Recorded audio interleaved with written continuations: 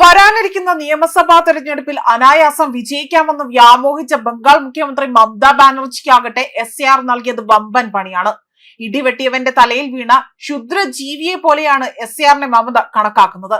പിൻവലിക്കണമെന്ന് പലകുറി ആവശ്യപ്പെട്ടുകൊണ്ട് മമതാ ബാനർജി ആകട്ടെ ഇലക്ഷൻ കമ്മീഷന് കത്ത് നൽകുകയും ചെയ്തു. മാത്രമല്ല പലതവണ ഇന്ത്യക്ക് നേരെയും പ്രധാനമന്ത്രി നരേന്ദ്രമോദിക്ക് നേരെയും വലിയ രീതിയിലുള്ള ഭീഷണി മുഴക്കിക്കൊണ്ട് രംഗത്ത് വരികയും ചെയ്തിരുന്നു, വെല്ലുവിളിക്കുകയും ചെയ്തു. എന്നാൽ ഒന്നിനും ഫലമുണ്ടായില്ല.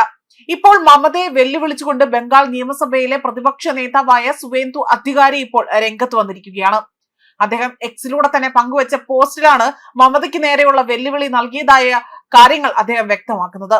മാത്രമല്ല CEC കുമാറിന് അദ്ദേഹം അയച്ച കത്തിൽ എഴുതിയിരിക്കുന്നത് ഇങ്ങനെയാണ്: 2026 നിയമസഭാ തെരഞ്ഞെടുപ്പിൽ പാർട്ടിയുടെ സാധ്യതകൾക്ക് SAR വിനാശകരമായി തന്നെ വിപരീത ഫലമാണ് ഇവിടെ സൃഷ്ടിച്ചിരിക്കുന്നത്. അതിന് തെളിവാക്കുന്ന വിപരീത യാഥാർത്ഥ്യത്തിൽ നിന്നാണ് മുഖ്യമന്ത്രിയുടെ ഈ ഒരു രോഷം ഉടലെടുത്തിരിക്കുന്നത് എന്നത് പകൽ പോലെ വ്യക്തമായ കാര്യമാണ്.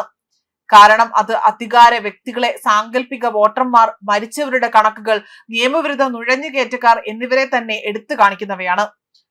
അതേപോലെ തന്നെ അവരുടെ ഭരണകൂടവും പാർട്ടി റോഡുകളും ആസൂത്രിതമായി തന്നെ സംരക്ഷിക്കുവാനും അഭിവൃദ്ധി പ്രാപിക്കുവാനും ചെയ്തിട്ടുണ്ട്.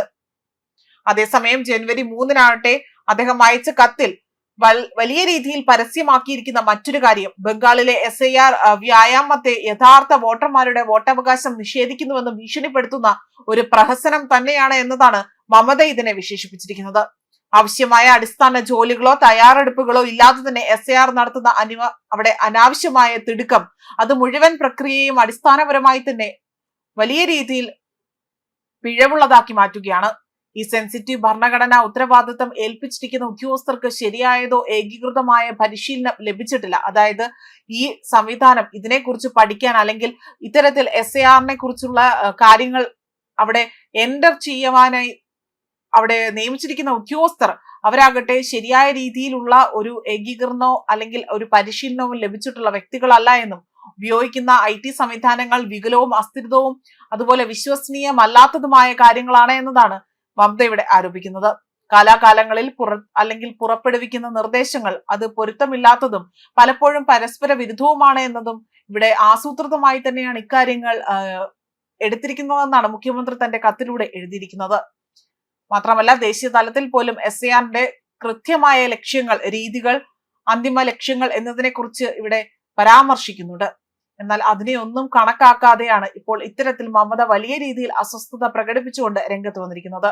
ഈ പ്രക്രിയ ആകട്ടെ സമയബന്ധിതമാണ് എന്ന് വിശേഷിപ്പിച്ചുകൊണ്ടെങ്കിൽ പോലും വ്യക്തിപരമായി തന്നെ അതിനെ നിർവചിക്കപ്പെടുന്നോ അല്ലെങ്കിൽ സുതാര്യതയോ അല്ലെങ്കിൽ ഒരേപോലെ തന്നെ ബാധകമായതോ ആയ സമയപരിധികളൊന്നും തന്നെ ഇതിന് നിർണയിക്കാൻ പറ്റില്ല എന്നതാണ് മറ്റൊരു വസ്തുതയായി എടുത്തു പറയുന്നത്.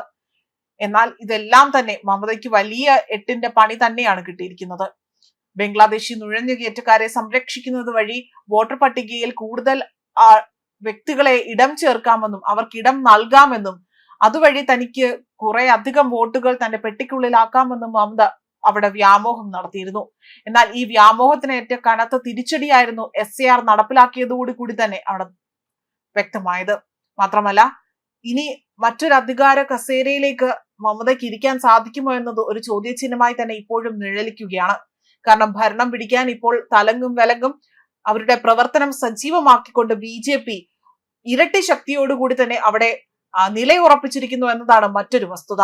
ആയതിനാൽ തന്നെ ഇനി മമതയ്ക്ക് വലിയ രീതിയിലുള്ള ഒരു പിൻബലം അവിടെ ഉണ്ടാകുമോ എന്നതും കണ്ടു തന്നെ അറിയേണ്ടതാണ്.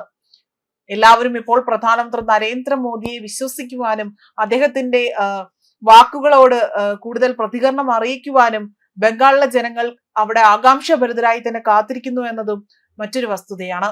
അതിനാൽ തന്നെ ഇനി മമതയ്ക്ക് അവിടെ ഭരണം ലഭിക്കില്ല എന്നത് ഏറ്റവും കൂടുതലായി തന്നെ പുറത്തു വരുന്ന ചില റിപ്പോർട്ടുകൾ എടുത്തു സൂചിപ്പിക്കുന്നുണ്ട്. ന്യൂസ് ഡെസ്ക് കർമ്മ ന്യൂസ്.